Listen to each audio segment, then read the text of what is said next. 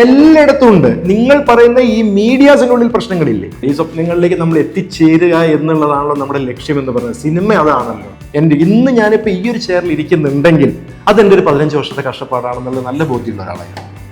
നമ്മൾ പുറത്തു പോകുമ്പോൾ ആദ്യം നമ്മളോട് എന്ത് ജോലി ചെയ്യുന്നു, അപ്പൊ ആദ്യം പറയുമ്പോ സിനിമയില്ല, നിനക്ക് വല്ല മാന്യമായിട്ടുള്ള വല്ല പണിക്കും പോയിക്കൂടെ. ഇപ്പൊ നമ്മൾക്ക് ആർക്കും ഒരു പ്രൈവസി ഇല്ല, ഒന്നും സംസാരിക്കാൻ പറ്റുന്നില്ല എന്നുള്ള ലെവലിലേക്കാണ് ഈ സാധനം പോയിക്കൊണ്ടിരിക്കുന്നത്.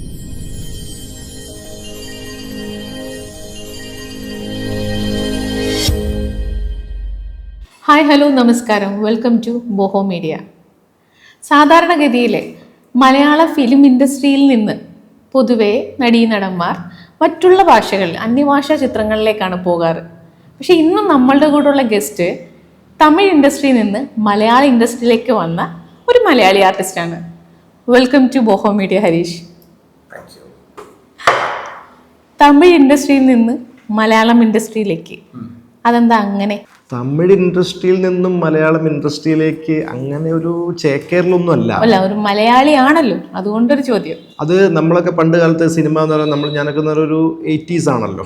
അപ്പോൾ ആ ഒരു 80s കാലഘട്ടത്തിലൊക്കെ നമ്മൾ കേൾക്കുമ്പോൾ സിനിമ എന്ന് പറയുമ്പോൾ നമ്മൾ കണ്ടതും കേട്ടതും എല്ലാവരും പറയുന്നത് കേൾക്കുമ്പോൾ എന്താ, തമിഴ്നാട് ചെന്നൈ പട്ടണം ആണ് സിനിമ എന്ന് പറയുന്നതിൻ്റെത്. അപ്പോൾ അത് തേടി പോയി അവിടെ നിന്നും കുറച്ച് കാര്യങ്ങൾ അങ്ങനെ സിനിമയെ കുറിച്ചൊക്കെ പഠിച്ച് എന്നാലും നമ്മൾക്ക് അവസരം കിട്ടുന്നിടത്തേക്കാണല്ലോ നമ്മൾ പോവേണ്ടത്. അങ്ങനെ വന്നൊരു അവസരമാണ് ഇപ്പൊ മലയാളത്തിലേക്ക് വന്നത്. അപ്പൊ അതുകൊണ്ട് നേരെ ഇങ്ങോട്ട് പോകുന്നു, അത്ര എന്ന് വെച്ചാൽ അത് വിട്ടിട്ടില്ല, ഒരിക്കലും വിടില്ല. അല്ല, തമിഴ്നാട്ടിലാണോ സെറ്റിൽഡ്? 20 വർഷത്തോളായിട്ട് ഞാൻ തമിഴ്നാട്ടിൽ തന്നെയാണ്. ഇപ്പൊ ഞാൻ കൊച്ചിയിലുണ്ട്, തമിഴ്നാട്ടിലുണ്ട്, ഒന്നും വിട്ട് കളിക്കില്ല. ചെന്നൈയും കൊച്ചിയുമായിട്ട് മാറി ഉണ്ട്, അത്ര തന്നെ, നമ്മുടെ സൗകര്യത്തിനനുസരിച്ച്. ഇനിയിപ്പോ തെലുങ്ക് പടം വന്നാൽ ഞാൻ അവിടെ പോയിട്ട് ആന്ധ്രയിലും പോയിട്ട് ഒരു ഫ്ലാറ്റ് എടുത്ത് അവിടെ താമസിക്കും. മലയാളം സിനിമ എന്ന് പറയുന്നതിനൊക്കെ കൂടുതൽ ഈ നമ്മൾ കേട്ട് പഠിക്കുന്ന ഒരു ചരിത്രമുണ്ടല്ലോ. പണ്ട് കാലങ്ങളിൽ ABM സ്റ്റുഡിയോയും അത് ഇതും ചെന്നൈ എന്നൊക്കെ പറഞ്ഞ് നേരത്തെ പറഞ്ഞ പോലെ. അപ്പം മലയാള സിനിമയിലേക്ക് എന്തുകൊണ്ട് ആദ്യമേ ട്രൈ ചെയ്തില്ല? ഇല്ല, നമ്മൾ കേൾക്കുന്ന സിനിമ എന്ന് പറയുന്നത് നമ്മുടെ മലയാള സിനിമകളാണെങ്കിൽ കൂടെ അന്നും ചെന്നൈ ആയിരുന്നു അതിന്റെ ഹബ്ബ്. നമ്മൾ ഇവിടെ തേടുന്നതിനെക്കാട്ടും കൂടുതൽ നമ്മൾക്ക് അവിടെ അവൈലബിലിറ്റി എന്ന് അറിഞ്ഞിട്ടാണ് നമ്മൾ അങ്ങോട്ട് അവിടെ ആയിരിക്കാൻ കൂടുതൽ. കാരണം നമ്മൾ കേട്ട് പഴകിയത് അങ്ങനെയാണ്. അപ്പൊ അത് തേടിയാണ് നമ്മൾ ആദ്യം പോകുന്നത്. അതുകൊണ്ടാണ് ചെന്നൈ. അതെ, തീർച്ചയായിട്ടും ഞാനത് മനസ്സിലാക്കി, ചെന്നൈയിലാണെന്ന് മനസ്സിലാക്കി. പക്ഷെ എന്റെ ചോദ്യം അങ്ങനല്ല, എന്തുകൊണ്ട് മലയാളത്തിൽ ആദ്യമേ ട്രൈ ചെയ്തില്ല എന്നാണ്. അല്ല, സിനിമയ്ക്ക് ലാംഗ്വേജ് ഒന്നും ഇല്ലല്ലോ. അങ്ങനെ നമ്മൾക്ക് കിട്ടുന്ന അവസരങ്ങൾ എവിടെയാണെന്നുള്ളത്. സിനിമയാണ് നമ്മുടെ വിഷയം. മലയാള സിനിമ എന്നോ തമിഴ് സിനിമ എന്നോ അങ്ങനെയൊന്നും അല്ല. ചിലപ്പോൾ അന്ന് മുംബൈയിലാണ് സിനിമ ഹബ്ബ് എന്ന് കേട്ടിരുന്നത്. ഞാൻ ചിലപ്പോൾ അവിടെ പോയിട്ട് മുംബൈയിൽ വന്നിട്ട് ബോളിവുഡിലായിരിക്കും ചിലപ്പോൾ ഞാൻ തേടിയിട്ടുണ്ടാവുക. അല്ല, നമ്മൾക്ക് അങ്ങനെ ഒരു ഇതില്ല. ഈ ഇൻഡസ്ട്രിയിൽ വേറെ ലെവൽ അല്ലെന്നല്ല പറഞ്ഞു കേട്ടോ. എന്നാലും അതൊരു ബോളിവുഡ് ചിന്താഗതി അതിനെ കുറിച്ച് ആ ഒരു ചിന്ത ഉണ്ടല്ലോ. ബോളിവുഡ് സൽമാൻ ഖാൻ, ഷാറൂഖ് ഖാൻ, മീശയില്ലാത്ത നായകൻ. അല്ല, അത് നമ്മൾ അങ്ങനെ തന്നെയാണല്ലോ. അടുത്ത് ഇനിയിപ്പോ മലയാളം തമിഴ് തുടങ്ങി ഇപ്പൊ മലയാളത്തിലേക്ക് വന്നു. ഇനി നമ്മൾ അടുത്തെന്ന് പറഞ്ഞാൽ 100% ഹോമാലയ പോലത്തെ പടങ്ങൾ അങ്ങനെയുള്ള ഇതിലേക്ക് നമ്മൾ ചേക്കേറും. അത് കഴിഞ്ഞ് നേരെ ഹൈദരാബാദിലേക്ക് വല്ലൂർജുൻ പടങ്ങൾ നമ്മൾ ചെയ്യും. ഇതാണല്ലോ നമ്മുടെ സ്വപ്നങ്ങൾ. ഈ സ്വപ്നങ്ങളിലേക്ക് നമ്മൾ എത്തിച്ചേരുക എന്നുള്ളതാണല്ലോ നമ്മുടെ ലക്ഷ്യം എന്ന് പറയുന്നത്. സിനിമ അതാണല്ലോ. തീർച്ചയായിട്ടും. അതെ, തീർച്ചയായിട്ടും അതായിത്തീരും. തമിഴ് മലയാളം ഇൻഡസ്ട്രിയിൽ ഇപ്പം വർക്ക് ഓൾറെഡി ചെയ്ത് കഴിഞ്ഞു. അപ്പം ഈ രണ്ട് ഇൻഡസ്ട്രിയിൽ ഒരു അന്തരം ഉണ്ടാവും, അല്ലെങ്കിൽ ഒരു വ്യത്യാസങ്ങൾ, അല്ലെങ്കിൽ നല്ലതാവട്ടെ ചീത്തയാവട്ടെ കുറെ കാര്യങ്ങൾ കാണും. എന്താണ് പൊതുവെ തോന്നിയ ഒരു? അല്ല, എനിക്ക് മറ്റുള്ള കാര്യങ്ങൾ നമ്മുടെ സിനിമേന്റെ ടെക്നിക്കൽ സൈഡോ ഇതോ ഒന്നും അല്ല അതിന്റെ വ്യത്യാസമുണ്ട്. ഞാൻ കണ്ടൊരു സിനിമ എന്ന് പറയുമ്പോൾ അവിടെ ഒരു സിനിമ തുടങ്ങുമ്പോൾ ഇപ്പോൾ ഒരു നടനാണ്, അദ്ദേഹത്തിന് എത്തിപ്പെടാനുള്ള ഒരുപാട് സാധ്യതകൾ അവിടെ ഉണ്ട്. കാരണം എന്താ വെച്ചാൽ ഒരു സിനിമ അവിടെ ആരംഭിക്കുമ്പോൾ തന്നെ അവിടെ അവർ വന്നിട്ട് ആദ്യം ആ സിനിമ അനൗൺസ് ചെയ്യുമ്പോൾ തന്നെ അവർ ആദ്യം ഇടുന്ന ഒരു ഓഫീസാണ്. അപ്പോൾ നമ്മൾക്ക് ആർക്കും അവിടെ എത്തിപ്പെടാനും ആ ഡയറക്ടറെ അല്ലെങ്കിൽ അസോസിയേറ്റ് ഡയറക്ടർ, അസിസ്റ്റന്റ് ഡയറക്ടേഴ്സിനെ മീറ്റ് ചെയ്യാനുള്ള ഒരു സ്പേസ് നമുക്ക് അവിടെ ഉണ്ട്. ഏത് സമയം നമുക്ക് ആ ഓഫീസിൽ കയറി ചെല്ലാം, നമ്മളൊരു ഫോട്ടോ അവിടെ കൊടുക്കാം. അല്ലെങ്കിൽ ഓഡീഷന്റെ കാര്യത്തിന് വേണ്ടി അവർ നമ്മളിപ്പോൾ ഒരു ഫോട്ടോ കൊടുത്തു കഴിഞ്ഞാൽ ആ ഒരു ക്യാരക്ടറിന്, ചെറിയ ക്യാരക്ടർ ആയിക്കോട്ടെ ഏതോ ഒന്നായിക്കോട്ടെ, പക്ഷെ അവർ ആ ഫോട്ടോ നോക്കിയിട്ട് വിളിക്കുന്ന ഒരു കൾച്ചർ അവിടെ ഉണ്ട്. അതുകൊണ്ട് തന്നെ തമിഴ്നാട്ടിൽ ഇന്നും പല സ്ട്രീറ്റുകളിലും ഒരു ചായക്കട എടുത്താൽ തന്നെ, ഇപ്പൊ ഒരു പ്രസാദ് സ്റ്റുഡിയോന്റെ അവിടെ എടുത്തൊരു ചായക്കട എടുത്താൽ തന്നെ അവിടെ വൈകുന്നേരങ്ങളിൽ അല്ലെങ്കിൽ രാവിലെകളിൽ ഒരു കൂട്ടം ആളുകൾ ഉണ്ടാവും. അവരൊക്കെ സിനിമ ആഗ്രഹിച്ച് പല നാടുകളിൽ നിന്ന് വന്ന് അവിടെ താമസിക്കുന്ന ആൾക്കാരാണ്. അപ്പൊ അവർക്കൊക്കെ ഏതൊക്കെ പടങ്ങൾ ഓൺ ആവുന്നുണ്ട് എന്നുള്ള അതിൻ്റെയൊക്കെ ലിസ്റ്റ്, എവിടെയൊക്കെ ഓഫീസ് ഇട്ടിരിക്കുന്നു, ആരുടെയൊക്കെ പടങ്ങൾ തുടങ്ങുന്നു എന്നുള്ളതിന്റെ കൃത്യമായൊരു അപ്ഡേറ്റ്സ് അവരുടെ കയ്യിലുണ്ടാവും. അത് അവർ അവിടുന്ന് ഒരു ഫോട്ടോസ്റ്റാറ്റ് കോപ്പി എടുത്ത് എല്ലാവരും കൊടുക്കുകയാണ്. എന്നിട്ട് അവർ ഓരോ ഓഫീസുകളായിട്ട് തേടി അലഞ്ഞുകൊണ്ടിരിക്കുക. അവിടെ അതിലെത്തിപ്പെടാനുള്ളൊരു സാധ്യതയാണ് ഞാൻ ഇവിടെ വന്നിട്ട് അങ്ങനെ ഒരു കൾച്ചർ ഞാൻ കണ്ടിട്ടില്ല. ഇപ്പൊ ഇവിടെ നമുക്കൊരു ഡയറക്ടറെ കാണണം എന്ന് പറഞ്ഞ് നമ്മൾ തേടി എവിടെ പോയി തേടണം, ഇവരെ നമ്പർ നമ്മൾ കിട്ടില്ല. നമ്മൾക്ക് നേരിട്ട് ഒരാൾ വിളിച്ചിട്ട് ഒരാൾ അദ്ദേഹത്തിന്റെ നമ്പർ നമ്മൾക്ക് തരില്ല. ഇവരെവിടെ താമസിക്കുന്നു നമ്മൾക്ക് അറിയില്ല. ഈ പ്രൊഡക്ഷൻ ഹൗസ് എവിടെയായിരിക്കും ഇവരുടെ ഹബ്ബ് എന്ന് നമുക്കറിയില്ല. അപ്പൊ ആ തേടലിന്റെ ഒരു പ്രശ്നം കൊച്ചിയാണെങ്കിൽ കൂടെ ഈ ചെറിയ ഇട്ടവട്ടത്ത് പോലെ നമുക്ക് അവരെ തേടി കണ്ടെത്താനുള്ള ബുദ്ധിമുട്ടാണ്. പക്ഷെ ചെന്നൈയിൽ അത്രയും വലിയൊരു സിറ്റിക്കകത്ത് പോലും നമുക്ക് ആ ഓഫീസിൽ എത്തിപ്പെടാനുള്ള സാധ്യത വളരെ ഈസിയാണ്. അവിടെ കഴിവുണ്ടെങ്കിൽ ചിലപ്പോൾ സമയം വൈകും, ഒരുപാട് കാലം പിടിക്കും.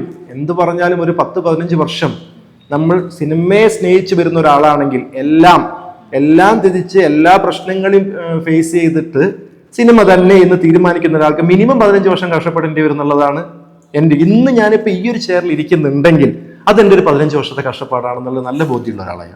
ഇതാണ് എനിക്ക് ആ ഒരു വ്യത്യാസം തോന്നിയിട്ടുള്ളത്. ഈസിലി ആക്സസ് ആകാൻ പറ്റുന്ന ഒരു ഏരിയ ആണ് ചെന്നൈ എന്ന് പറയുന്ന ഹബ്ബ്. അതെ അതെ അതായത് നമുക്ക് എത്തിപ്പെടാം. പിന്നെ ബാക്കിയൊക്കെ നമ്മളുടെ ഭാഗ്യവും എല്ലാം വേണമല്ലോ. സിനിമ ഒരു ഭാഗ്യം കൂടി തുണച്ചാൽ മാത്രമേ, നമ്മൾ വെറുതെ കഷ്ടപ്പെട്ടതുകൊണ്ടോ അങ്ങോട്ടും ഇങ്ങോട്ടും ഓടിയതുകൊണ്ടോ ഒന്നും ഒരു കാര്യമില്ല. അതേസമയം നമ്മൾക്ക് ചെറിയൊരു ഭാഗ്യം കൂടി വേണം. ചിലപ്പോൾ നമ്മൾ രക്ഷപ്പെടും, ചിലപ്പോൾ രക്ഷപ്പെടില്ല.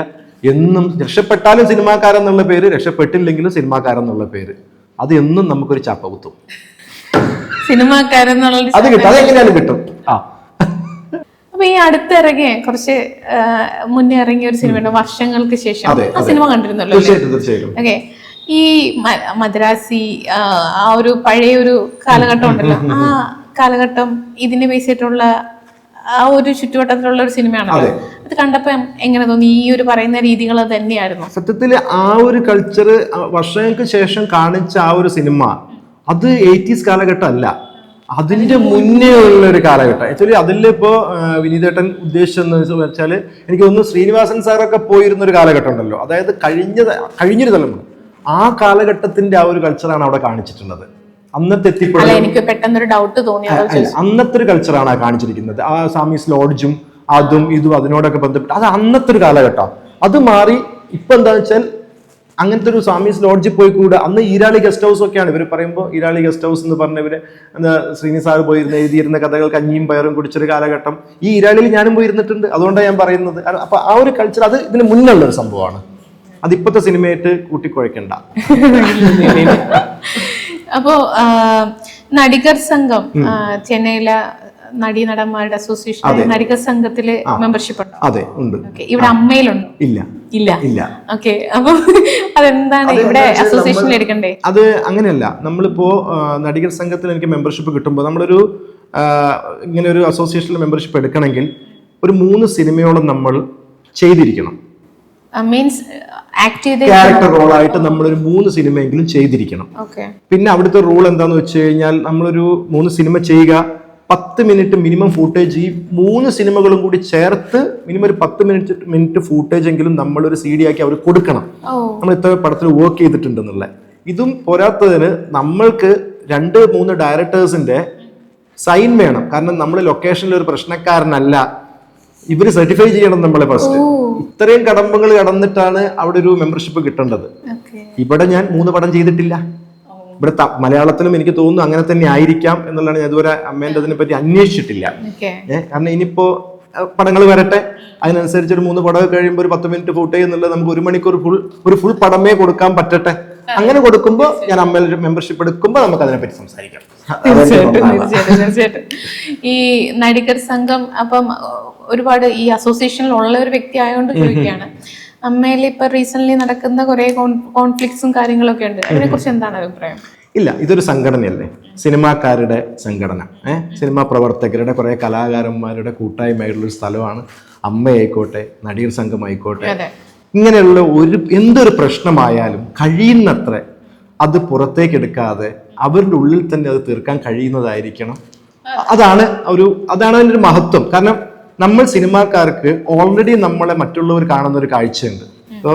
ഇപ്പൊ ഞാൻ സിനിമയിലേക്ക് വരുമ്പോൾ നമ്മൾ പുറത്തു പോകുമ്പോൾ ആദ്യം നമ്മളോട് എന്ത് ജോലി ചെയ്യുന്നു, അപ്പൊ ആദ്യം പറയുമ്പോ സിനിമയിലാ, നിനക്ക് വല്ല മാന്യമായിട്ടുള്ള വല്ല പണിക്കും പോയിക്കൂടെ എന്ന് ചോദിക്കും. അപ്പൊ തന്നെ നമ്മളൊരു മാന്യത കെട്ട അങ്ങനെ ഒരു ആൾക്കാരായിട്ടാണ് നമ്മൾ പൊതുവേ നമ്മുടെ ജനങ്ങൾ. അതേസമയം നമ്മൾ രക്ഷപ്പെട്ട് വന്നു കഴിഞ്ഞാൽ അവൻ സിനിമാക്കാരൻ, പിന്നെ നമ്മളെ കൂടെ നടക്കാൻ ആഗ്രഹം. അപ്പൊ നമ്മളെ കണ്ട് കണ്ട് കണ്ട് കണ്ട് ഇവർ വരുമ്പോഴാണ് ഇവരുടെ ആ ഒരു ചിന്താഗതിയും മാറുന്നത്. ഇത്രയും കാലം കഷ്ടപ്പെട്ട് ഒരുത്തൻ രക്ഷപ്പെട്ട് വരുമ്പോഴുള്ള ഒരു ഇതാണ് നമ്മൾക്ക് അവർ തരുന്നത്. അപ്പോ ഇത്രയും വലിയൊരു സ്റ്റാർട്ടപ്പിൽ ഇരിക്കുന്ന ആൾക്കാരെ എന്നും കുത്തി നോവിക്കാൻ വേണ്ടി മാത്രമേ പുറത്തുള്ള ആൾക്കാർ ഉണ്ടാവുള്ളൂ. കഴിയുന്നത്ര ഇങ്ങനത്തെ കാര്യങ്ങളിൽ പുറത്തേക്ക് കൊണ്ടുപോകാതെ അത് എല്ലാ ആർട്ടിസ്റ്റുകളും ശ്രദ്ധിക്കേണ്ട ഒരു കാര്യമായിട്ട് മാത്രമേ എനിക്ക് തോന്നിയിട്ടുള്ളൂ. ഇതാരെയും കുറ്റപ്പെടുത്താനും ഇതല്ല കേട്ടോ. എനിക്ക് എന്റെ അനുഭവത്തിൽ ഇപ്പോ നമുക്ക് സിനിമയ്ക്കുള്ളിൽ തന്നെ തീർക്കാവുന്നതേ ഉള്ളൂ ഈ പ്രശ്നങ്ങൾ. ഇത് പുറത്തേക്ക് കൊണ്ടുവന്ന് വലിയൊരു കോൺട്രവേഴ്സി ആക്കേണ്ട ആവശ്യമില്ല എന്നാണ് എനിക്ക് തോന്നുന്നത്. അതെ, തീർച്ചയായിട്ടും. നമ്മൾ ഈ ഇഷ്യൂ പറഞ്ഞതിന്റെ ബേസിസിൽ ഒരു കാര്യം ഞാൻ ചോദിക്കുക. ഇപ്പൊ ഹരീഷ് എന്ന് പറയുന്നൊരു വ്യക്തിക്കാണ് ഇങ്ങനൊരു സംഭവം ഉണ്ടായത്. ഓക്കെ, ഒരു കോൺട്രവേഴ്സിയും പ്രശ്നങ്ങളും ആയി. അമ്മ അസോസിയേഷൻ അല്ലെങ്കിൽ നടികർ സംഘത്തിന്റെ അടുത്തേക്ക് ഈ ഒരു ഇഷ്യൂ എത്തുന്നു. അതെങ്ങനെയായിരിക്കും ടാക്കിൾ ചെയ്യുക?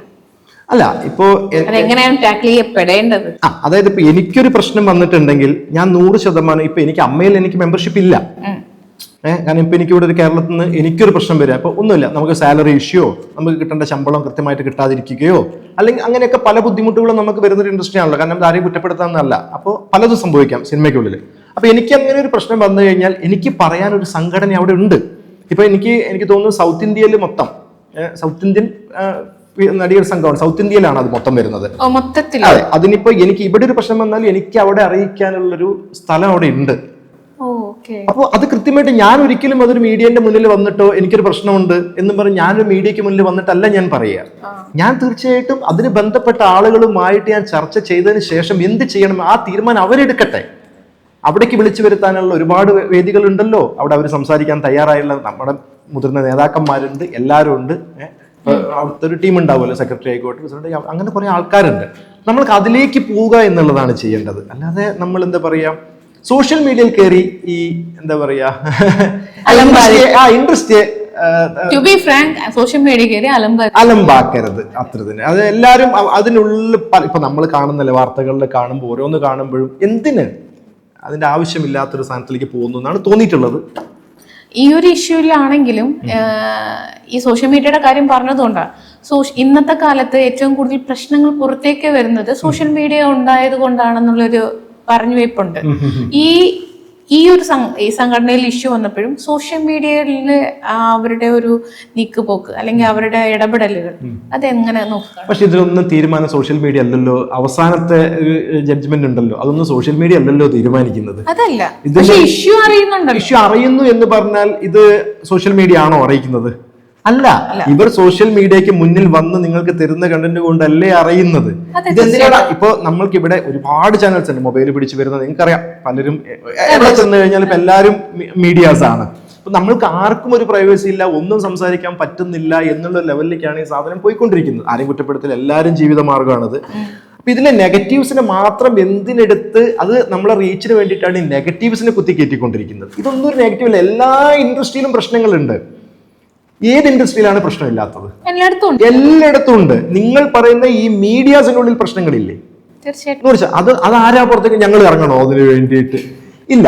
അപ്പൊ നമ്മളിൽ മാത്രം ഈ ആർട്ടിസ്റ്റ് സിനിമയ്ക്കുള്ളിൽ മാത്രം ഈ ഏത് ഇൻഡസ്ട്രി എടുത്തോളൂ, സ്ത്രീകളായിക്കോട്ടെ പുരുഷന്മാരായിക്കോട്ടെ, എല്ലാവരും ഓരോരോ പ്രശ്നങ്ങളിൽ അനുഭവിക്കുന്നുണ്ട്. പക്ഷെ ഇതിനെ സോഷ്യൽ മീഡിയ ഇട്ടിട്ട് വഷളാക്കാതിരിക്കുക, അതിനൊരു താറടിച്ച് ഇല്ലാതാക്കി കൊണ്ടുപോകുന്ന എല്ലാവരും അല്ല പറയുന്നത്. വളരെ ചുരുങ്ങി ചില ആൾക്കാർ അതിനെ വെച്ചിട്ട് കണ്ടില്ലേ, പലരും പല വീഡിയോസ് ഒക്കെ എടുക്കുമ്പോൾ എത്ര ബോറായിട്ടാണ് ഒരു നടി വരുമ്പോൾ തന്നെ അവരുടെ ഏത് രീതിയിലാണ് എടുക്കുന്നത്. അപ്പൊ അവരുടെ ഒരു പ്രൈവസി ഒക്കെ നഷ്ടപ്പെടുന്നു.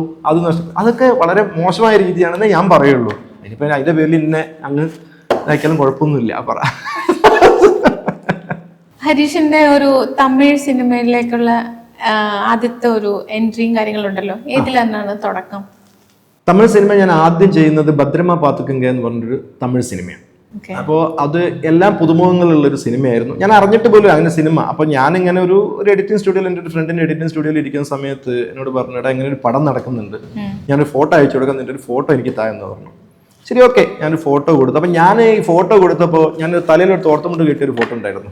നമ്മൾ എന്തെങ്കിലും ഡിഫറെന്റ് ആയിക്കോട്ടെ ഫോട്ടോ കൊടുക്കുമ്പോൾ പറഞ്ഞപ്പോൾ ഞാൻ അത് കാഷ്വലായിട്ട് എടുത്തൊരു ഫോട്ടോ ഞാൻ കൊടുത്തതാണ്. പക്ഷെ ഇവർക്ക് ആ ഫോട്ടോ ഇഷ്ടപ്പെട്ടിട്ടാണ് എന്നെ വിളിക്കുന്നത്. എല്ലാരും പറയും ആദ്യ സിനിമയ്ക്ക് എന്താ പറയാ പോയി കഴിഞ്ഞാൽ എന്താ പറയാ നമ്മളവിടെ കഷ്ടപ്പെടണം. എനിക്ക് സത്യം പറഞ്ഞാൽ എനിക്ക് ആ കഷ്ടങ്ങളൊന്നും ഉണ്ടായിട്ടില്ല. ആദ്യ സിനിമ എനിക്ക് കിട്ടുമ്പോൾ തന്നെ എനിക്കന്ന് 75,000 രൂപ ശമ്പളം കിട്ടിയിട്ടുണ്ട്. ചെന്ന് അന്ന് പൂജയ്ക്ക് ചെന്ന പാടിന് എനിക്ക് 25,000 രൂപ അഡ്വാൻസ് തന്നിട്ടാണ് ആ പടം. അതുകൊണ്ട് എനിക്ക് ആ ഒരു ബുദ്ധിമുട്ട് എനിക്ക് ഇതുവരെ സിനിമയിൽ ഉണ്ടായിട്ടില്ല. അങ്ങനെ ബുദ്ധിമുട്ട് എനിക്ക് ഒരുപാട് തേടി ഞാൻ അലഞ്ഞു അതൊന്നും പറയാനില്ല. വന്നതിന് ശേഷമാണ് എന്റെ അലച്ചില് പ്രശ്നമായത്. മനസ്സ് വന്നു കഴിഞ്ഞാലുള്ളൊരു പ്രശ്നമുണ്ടല്ലോ, വന്നിട്ടില്ലെങ്കിൽ നമ്മള് ഇതിങ്ങനെ അലഞ്ഞുകൊണ്ടിരിക്കാന്ന് വിചാരിക്കും. വരും ചെയ്തു, എന്നാലും അലച്ചിൽ അധികമായി, അത്രേ ഉള്ളൂ വ്യത്യാസം. എത്രത്തോളം സിനിമകളെ തമിഴില് ചെയ്തു? തമിഴില് നോക്കുകയാണെങ്കിൽ ഒരു 8ഓളം സിനിമകൾ, പിന്നെ തമിഴിൽ ഒരു സീരിയൽ, മലയാളത്തിൽ 2 സീരിയൽ ഞാൻ ചെയ്തിട്ടുണ്ട്. ഒന്ന് കായംകുളം കൊച്ചുണ്ണിയുടെ മകൻ, കായംകുളം കൊച്ചുണ്ണിയല്ല കൊച്ചുണ്ണിയുടെ മകൻ, അതിൽ ഞാൻ വില്ലനായിരുന്നു, നാഗത്താൻ എന്ന് പറഞ്ഞൊരു കഥാപാത്രം. പിന്നെ ഞാൻ മലയാളത്തിൽ നന്ദനം എന്ന് പറഞ്ഞൊരു സീരിയൽ, നന്ദനത്തില് തുടക്കം ഒരു 8 എപ്പിസോഡ് ഉണ്ടായിരുന്നു. അപ്പോഴേക്കും കൊറോണ വന്നു, അപ്പോൾ സീരിയൽ യുഗം അവിടെ അവസാനിപ്പിച്ചു. ട്രെൻഡിങ് ആയിട്ട് അത്യാവശ്യം ആമസോൺ പ്രൈമില് ട്രെൻഡിങ് ആയിട്ട് പോയിക്കൊണ്ടിരിക്കുന്ന ഒരു വെബ് സീരീസ് ആണ് എക്സാം. എക്സാം എന്ന് പറയുന്ന ഒരു സിനിമയിലേക്ക് എങ്ങനെ എത്തിപ്പെട്ടെ? അതിന് ഈ കാരണം ഈ സീരിയലാണ് കേട്ടോ, കായംകുളം കൊച്ചുണ്ണിയുടെ മകനാ. അത് എടുത്തു പറയേണ്ട സാധിച്ചാൽ അതിൽ അന്ന് ഒരു അസിസ്റ്റന്റ് ഡയറക്ടറായിട്ട് ശ്യാം എന്ന് പറഞ്ഞൊരു പയ്യനുണ്ടായിരുന്നു. അപ്പൊ ഇവൻ ഡയറക്ഷൻ അത് ഇതോടുകൂടി ഇവൻ ഈ കമ്പനിയിൽ ഈ ഡയറക്ടർ സർഗുണൻ സാറിന്റെ കൂടെ വർക്ക് ചെയ്യാൻ വേണ്ടി കയറുന്നു. അപ്പൊ അതിലൊരു ക്യാരക്ടർ വന്നു, ഒരു ത്രൂ ഔട്ട് പോലീസ് ക്യാരക്ടർ എന്നെ വിളിക്കുന്നു. ഞാൻ ലുക്ക് വൈസ് എല്ലാ കാര്യങ്ങളും ലുക്ക് ടെസ്റ്റ് കഴിയുന്നു, കാര്യങ്ങൾ ചെയ്യുന്നു, ഒരു ഓക്കെ പറയുന്നു, ഓക്കെ ത്രൂ ഔട്ട് ക്യാരക്ടറാണ്. പക്ഷെ അതിനിടയിലാണ് എനിക്കൊരു മലയാള പടം വരുന്നത്, പപ്പേട്ടന്റെ പടം. അപ്പോൾ അതിലേക്ക് ഞാൻ കടക്കുന്നതിന് മുന്നേ എനിക്ക് പെട്ടെന്ന് ഒരു ചെറിയൊരു ആക്സിഡന്റ് സംഭവിച്ചു. മീൻസ് ചെറിയ കാലൊന്ന് ട്വിസ്റ്റായി. എനിക്ക് ആ ഷൂട്ടിൽ പോകാൻ പറ്റിയില്ല ആദ്യം. ഈ കഥാപാത്രം ഇത് തമിഴിൽ വലിയൊരു ആർട്ടിസ്റ്റ് ചെയ്യേണ്ട ഒരു കഥാപാത്രമായിരുന്നു. ആരാന്നുള്ളത് നമ്മൾ അങ്ങനെ വെളിപ്പെടുത്തുന്നത് ശരിയല്ലല്ലോ. ഇപ്പോൾ ഒരു വലിയൊരു ആർട്ടിസ്റ്റ് ചെയ്യേണ്ട ചില ഡേറ്റ്സിന്റെ ചില പ്രശ്നങ്ങൾ കാരണം ആ ക്യാരക്ടർ എനിക്ക് തിരിച്ച് ഇതേ കമ്പനി, കാരണം എനിക്കന്ന് കാലിൽ ഇങ്ങനെ ചെറിയ പ്രശ്നം പറ്റിയല്ലോ എന്നുള്ള സിമ്പതിയാണോ അല്ല എന്നിലുള്ള അഭിനയ പാഠവും കണ്ടിട്ടാണോ അവരെനിക്ക് വിളിച്ചിട്ട് ആ ഒരു കഥാപാത്രം തരുന്നു. ഞാനത് ഏറ്റവും ഭാഗ്യം എന്ന് പറഞ്ഞാൽ ഇത്രയും കാലത്തെ കഷ്ടപ്പാട്, നമ്മളുടെ സിനിമയ്ക്കുള്ളിലുള്ള കഷ്ടപ്പാടിൻ്റെ ഉള്ളിൽ വാൾവാച്ചർ ഫിലിംസ് കേട്ടിട്ടുണ്ടാവും, വിക്രം വേദ, പ്രൊഡക്ഷൻ, പിന്നെ സർഗുണൻ സാർ എന്ന് പറഞ്ഞു കഴിഞ്ഞാൽ കളവാണി, പാകൈസൂടവ ഇങ്ങനെ നാഷണൽ അവാർഡ് വിന്നറാണ്. അങ്ങനെ ഒരു ഡയറക്ടർ കീഴിൽ ഇത്രയും വലിയൊരു ബാനറിൽ ഇങ്ങനെ ഒരു സാധനം ചെയ്യാൻ പറ്റുക എന്ന് പറയുന്നത് വളരെ ഭയങ്കര ഭാഗ്യം. അതും അങ്ങനത്തെ ഒരു ക്യാരക്ടർ, ശ്രദ്ധിക്കപ്പെടുന്ന ഒരു ക്യാരക്ടർ വന്നു, ഒരു വൃത്തികെട്ട പോലീസുകാരനായി. അത്ര തന്നെ പറഞ്ഞു. എനിക്ക് ഇത് കോമ്പിനേഷൻ കിട്ടിയെന്ന് പറഞ്ഞു കഴിഞ്ഞാൽ തുഷാര വിജയൻ എന്ന് പറഞ്ഞു കഴിഞ്ഞാൽ ആ ഒരു കോമ്പിനേഷനും കൂടി ആയപ്പോ ഹാപ്പി. അതെ, എക്സാം ഞാൻ കണ്ടു, നന്നായിട്ടുണ്ട്, നല്ല രീതിയിൽ പെർഫോം ചെയ്തിട്ടുണ്ട്. കാരണം നമ്മള് ഇന്റർവ്യൂവിന് വിളിക്കുമ്പോ ആള് എന്താണെന്ന് ഏതാണെന്നൊക്കെ മനസ്സിലായിരിക്കണമല്ലോ. അല്ല ഞാന് അപ്പൊ ആക്ച്വലി അതിനകത്ത് ചവിട്ടണ ഒരു എന്റെ പൊന്നോ, അത് എങ്ങനെ തോന്നി എന്നൊക്കെ ചിന്തിച്ചേ. വല്ലാത്തൊരു എല്ലാരും എടുത്തു പറഞ്ഞൊരു സംഭവം തന്നെയാണ്. ആണല്ലേ, ഒരു പാവം, ഒരു കഥ കേൾക്കാത്തൊരു അവനെ അടിക്കുന്നതും, അത് ആ സീരീസ് മൊത്തം കാണുമ്പോഴേ അതിന്റെ ആ ഒരു ഇമ്പാക്ട് ഉണ്ടാവുള്ളൂ. അല്ലെങ്കിൽ അതൊരു ചെറിയൊരു സീൻ, പക്ഷെ അത് മൊത്തം സീരീസിന് അതൊരു വലിയൊരു ഘടകമായി മാറിയിട്ടുണ്ടായിരുന്നു. അപ്പൊ എല്ലാരും കാണുക ആമസോൺ പ്രൈമില് എക്സാം കാണാം.